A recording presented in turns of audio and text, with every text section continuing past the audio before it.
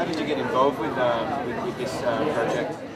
Well, they come and talked at our school, and I was mucking around when they did the talk, and my year coordinator busted me, and he challenged me to go, and I went and I got accepted. So yeah. You were mucking around? Yeah, and I got busted, and he said you wouldn't have the balls to go on something like that. So I said, all right, I will, and I'm coming. So yeah, it's a bit different, but yeah, I'm coming. So it's cool.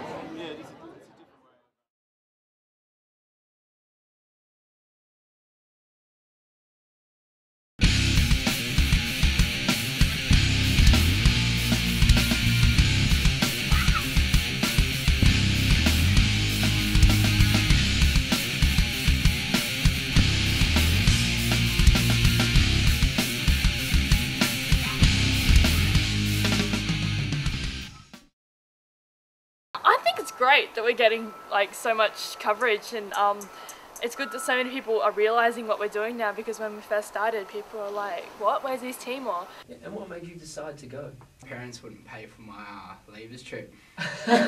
When I came home from school and I was like, oh, can I go to leavers? They were like, no. I was like, well, in that case there's a second alternative. Well, parents, you know, if you let me have some freedom, I want to have some freedom, like be able to go out of the country and do something. And I have a experience in that time. I was like, okay, you don't want me to go to the leavers, and so would you mind if I did this instead? Mostly many people in our year especially are wrapped up in their own little worlds and drinking. They would never even consider like doing something like we're doing. I remember I was just sitting there and I was just like, I really want to do this, but I don't want to admit it to anyone.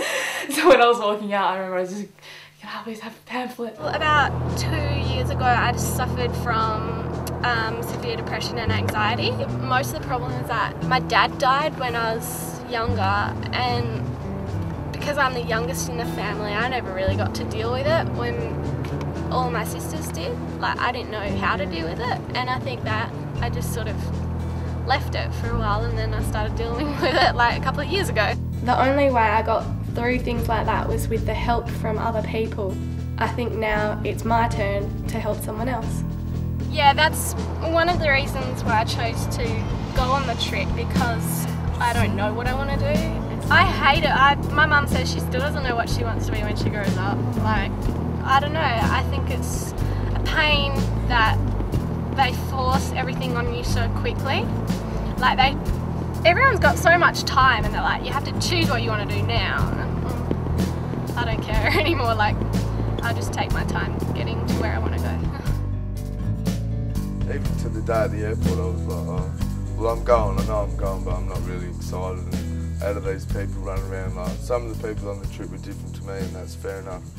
Like, they lived for the trip, and I guess I didn't live for the trip before we went. I've never actually physically been given an opportunity to travel to a country and like help people, like instead of just sending money, because we don't know if the money actually gets there or not, but actually being able to go and help. I'm actually kind of proud of myself that I'm actually going, and I also think I need this. I had a really good sleep last night, but I woke up this morning and I didn't have any problem waking up this morning like I usually would.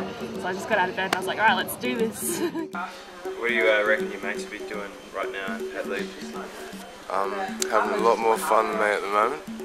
But nah, they'll be... Actually, no, what day is it? Sunday?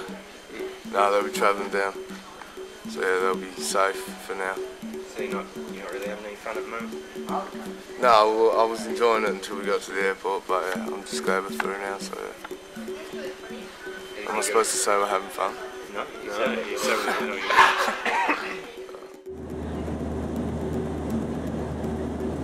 I think when we get there, if what we're staying in currently, you'd give, say, a 7 out of 10, probably going to drop down to about a 3 out of 10. Accommodation will be very simple. I think we can't expect a lot. You know, the plumbing is not likely to work. Showers will be fairly simple, and all the fittings and everything.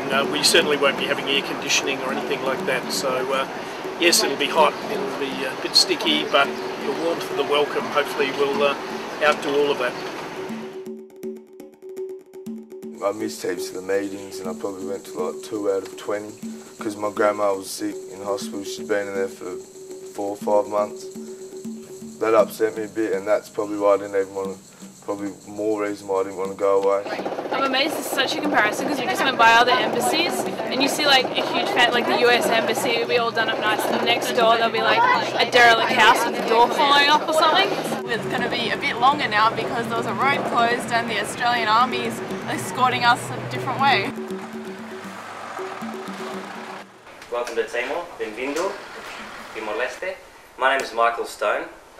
It's my privilege today to be showing you around a bit and teaching a bit about Timorese history.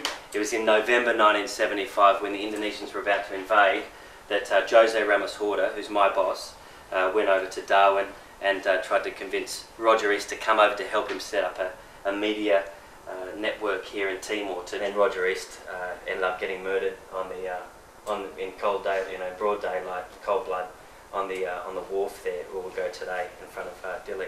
It's been a day of just really trying to introduce people to the history of this place, and particularly helping people to go back to those times of what happened during World War II, the incredible support that local Timorese people gave to the Australians who are here. Around this time, over 66 years ago, the men of the Sparrow Force were reluctantly preparing to withdraw from Timor back to Australia.